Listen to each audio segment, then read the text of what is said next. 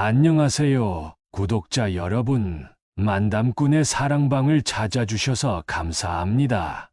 만담꾼은 전국 각지에서 사연을 제보받아 전해드리는 만큼 희노애락이 살아 숨쉬는 이야기를 약속드립니다. 오늘도 이야기 재밌게 들어주시고 주변 친지분들과도 이야기 함께 나누시면 좋을 것 같습니다. 만담꾼의 최신 이야기를 가장 빨리 접하시기 위해서는 구독하시고 알람 설정까지 해주시면 됩니다. 좋아요도 잊지 않으셨죠? 제보하고 싶은 사연이 있으신 분은 댓글로 남겨주시거나 설명란에 있는 메일 주소로 보내주셔도 좋습니다. 그럼 이야기 시작합니다. 얼마 전 해의 추석 명절 며칠 전 며느리 미정이가 저를 집으로 초대했습니다. 어머니, 이번 추석은 저희 집에서 함께 보내시면 좋겠어요. 저희가 이사 온 뒤로 제대로 집도 못 보여드렸고, 또 아들도 아직 많이 어려서 이동하기에는 좀 어려움이 있어서요. 그녀의 말에 저는 속으로 놀랐습니다. 결혼 후 처음으로 며느리의 집에서 명절을 보낼 기회였으니까요. 그동안 며느리와 어색한 관계였던 저는 그 말이 무척 반갑고 기뻤습니다. 아들 현수도 바쁘다 보니 자주 오지 못했고 며느리가 이렇게 신경 써 주는 것 같아 좋았습니다. 새로 이사한 아들 부부의 집이 궁금한 마음도 있었고요. 그래서 저는 흔쾌히 초대를 받아들였습니다. 그날부터 저는 며느리 집에서의 명절을 위해 이것저것 준비하기 시작했습니다. 우리 집 앞 시장에 가서 선물도 준비했고요. 마음 한편에는 설렘과 기대가 가득했습니다. 며느리와도 친해질 기회가 될 것이라고 생각했으니까요. 추석날이 다가오자 저는 아침 일찍 며느리 집으로 향했습니다. 그 집은 서울 외곽에 위치한 아파트였죠. 도착하자마자 며느리는 저를 반갑게 맞아주었습니다. 어머니, 오시느라 고생 많으셨어요. 잠시 앉아 계세요. 잠시 끝낼 일이 있어서요. 하지만 얼마 지나지 않아 며느리가 말했습니다. 어머니, 제가 친구들과 중요한 통화를 해야 해서 시장에 가서 필요한 재료 좀 사다 주실 수 있으세요? 여기 필요한 물품은 제가 적어뒀어요. 저는 며느리의 말에 약간 놀랐지만 그래도 그저 기쁘게 장을 보러 나갔습니다. 요즘 젊은 아이들은 꼭 무슨 일이 있지 않아도 핸드폰으로, 컴퓨터로 바쁜 일이 있다고 하니까요. 저는 명절을 맞아 며느리 집에서 도와줄 수 있다는 생각에 마음이 가벼웠습니다. 시장은 생각보다 멀었고 언덕배기가 있어서 짐을 싸들고 오기에 어려움이 있었지만 아들과 며느리, 그리고 손자를 위한 짐이라고 생각하니 괜찮았습니다. 그러나 시장에서 돌아와 보니 며느리는 여전히 전화 중이었고 저를 보자 재료는 주방에 두시고 요리 시작하시면 될 것 같아요. 라며 미소를 지었습니다. 저는 아무 말도 못하고 주방으로 향했습니다. 속으로는 왜 며느리가 같이 준비하지 않을까 라는 생각이 들었지만 그저 명절의 즐거운 분위기를 망치고 싶지 않았습니다. 부엌에서 명절 음식을 준비하면서 점점 혼자라는 느낌이 강하게 들었습니다. 저는 재료를 다듬고 전을 부치고 나물을 무치며 계속 일했습니다. 시간이 지나도 며느리는 여전히 거실에서 전화를 하거나 휴대폰을 들여다보고 있었습니다. 저는 서서히 서운한 마음이 들기 시작했습니다. 미정아, 이리 와서 같이 좀 하자꾸나 라고 불렀지만 며느리는 어머니, 저도 제 일 좀 해야 해요. 라고 답하며 그냥 웃고 말았습니다. 그 순간 저는 조금씩 화가 나기 시작했습니다. 내가 이 집에 왜 왔을까? 이건 아니잖아 라는 생각이 들었습니다. 하지만 그저 명절이니 참기로 했습니다. 음식을 계속 준비하고 있을 때 며느리가 갑자기 방에서 나오더니 핸드백을 들고 서둘러 현관으로 향했습니다. 어머니, 저 잠깐 친구들이랑 약속이 있어서 나갔다 올게요. 저는 너무나 당황해서 지금 음식 준비가 한창인데 어디를 가겠다는 거냐? 라고 물었습니다.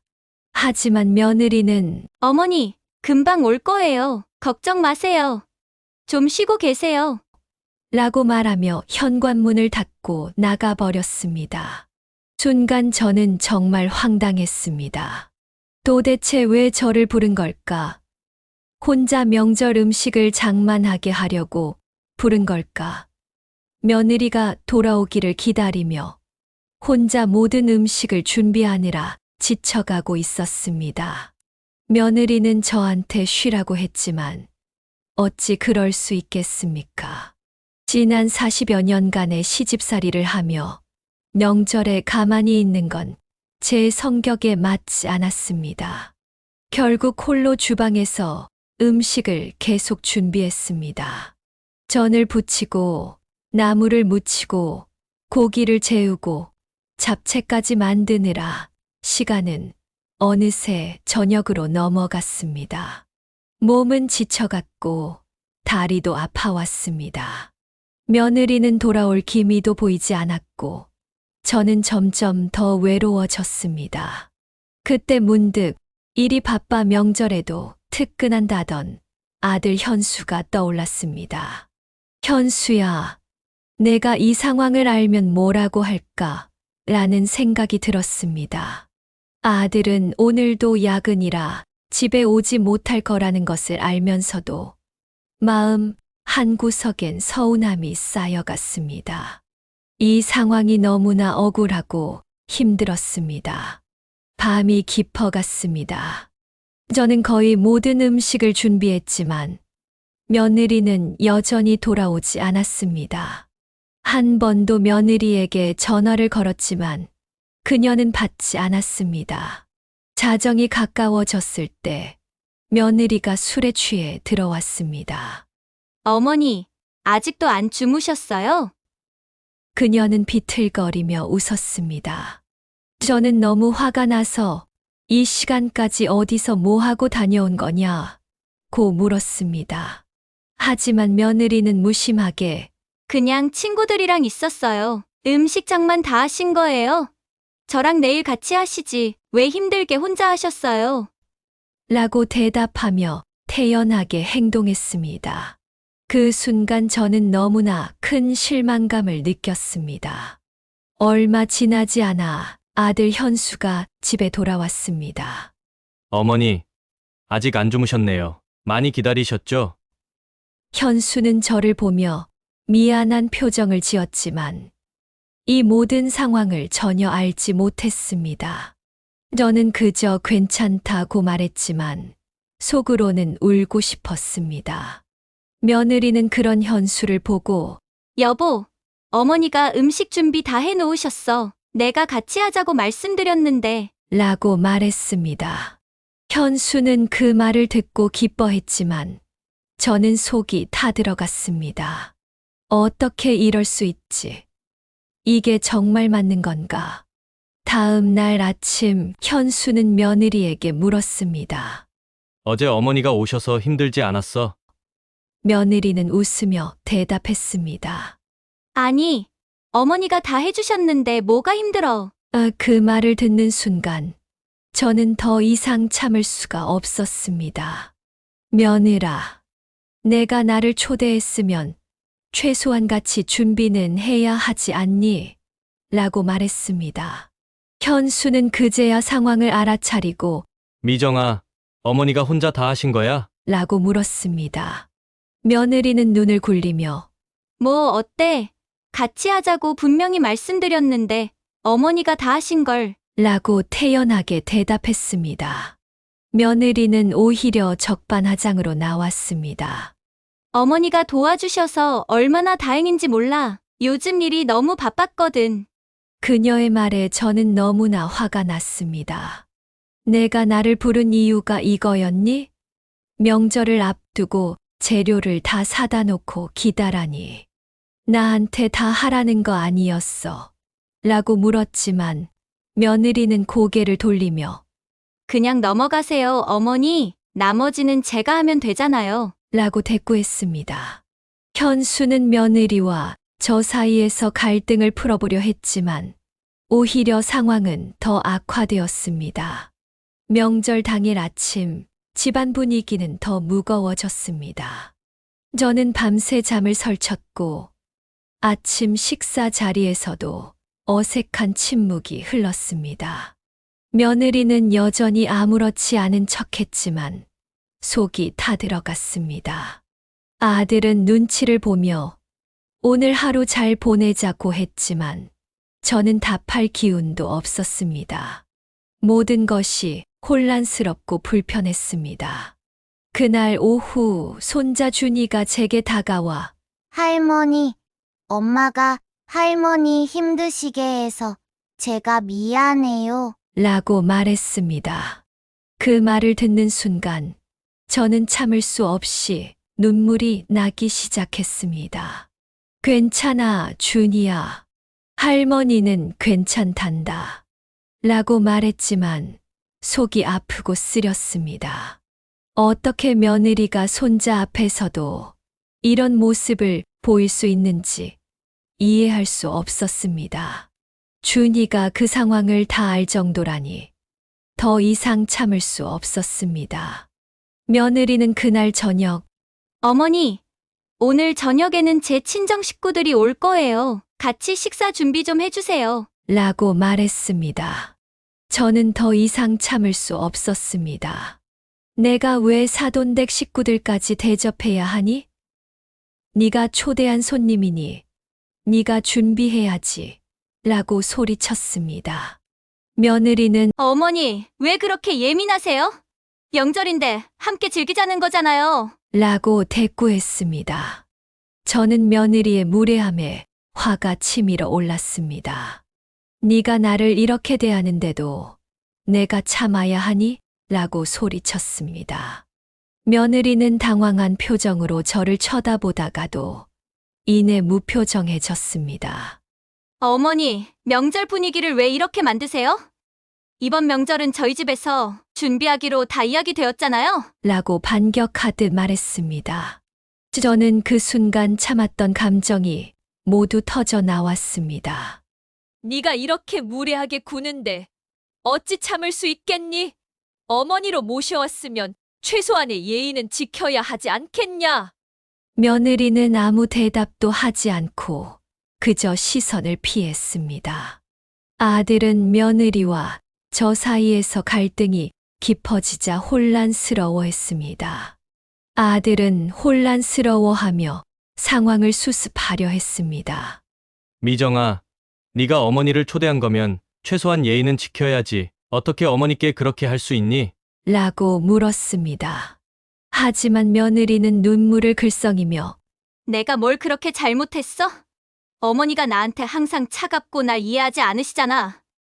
그리고 지난 몇 년 동안 내가 어머님 댁에 가서 시집살이 한 거는 생각 안 해? 라고 울부짖었습니다. 아들은 당황한 표정으로 저를 보며 어떻게 해야 할지 몰랐습니다. 미정아, 지금 그런 얘기를 할 때가 아니야. 일단 사과부터 해. 라고 말했지만 며느리는 잘못한 게 없다며 고집을 피웠습니다. 저는 기가 막혔습니다. 명절에 자식이 부모 집에 오는 게 당연한 거 아닌가요? 아무리 시대가 변했다지만 이건 납득하기가 어려웠습니다. 그리고 시집살이라니요. 명절에 와도 며느리 고생시키는 시어머니 소리 듣기 싫어서 제가 대부분 준비를 했고 며느리는 보조하는 정도였는데 말이죠. 며느리는 상황이 불리해지자 오히려 더 도발적인 태도를 보였습니다. 어머니 때문에 제가 얼마나 힘든지 모르세요? 제가 이런 대접을 받으려고 결혼한 게 아니에요. 라는 말에 저는 순간 충격을 받았습니다. 그럼 내가 너한테 무슨 큰 잘못을 했다고 그런 말을 하니? 라고 물었습니다. 며느리는 어머니는 항상 저를 미워하시잖아요. 제가 뭐만 하면 다 못마땅하시고. 라고 항변했습니다. 저는 그 말에 더 이상 할 말을 잃었습니다. 그때 결심했습니다. 이제는 더 이상 이 집에 있을 수 없겠다고. 그래서 차례도 지내지 않고 당장 짐을 싸서 나갈 준비를 했습니다. 아들은 저와 며느리 사이의 갈등을 풀기 위해 애썼습니다. 미정아, 어머니도 마음이 아프셔. 우리가 어머니를 초대했으면 당연히 도와드렸어야지. 라고 말했습니다. 하지만 며느리는 아들을 쳐다보며 당신은 왜 항상 어머니 편만 드는 거야? 나도 노력하는데 당신은 나를 이해해주지 않잖아. 라고 소리쳤습니다. 아들은 미정아, 내가 내 편을 안 든 게 아니야. 어머니가 너무 고생하셨잖아. 최소한 사과는 해야 하는 거 아니야? 라고 말했지만 며느리는 사과는 내가 아니라 어머니가 하셔야 해. 늘 나를 못마땅하게 대하시잖아. 라며 눈물을 흘렸습니다.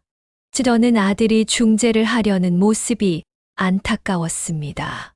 현수야, 내가 너무 힘든 걸 알아. 하지만 이렇게 계속 싸우면 모두가 불행해질 거야. 라고 조용히 말했습니다.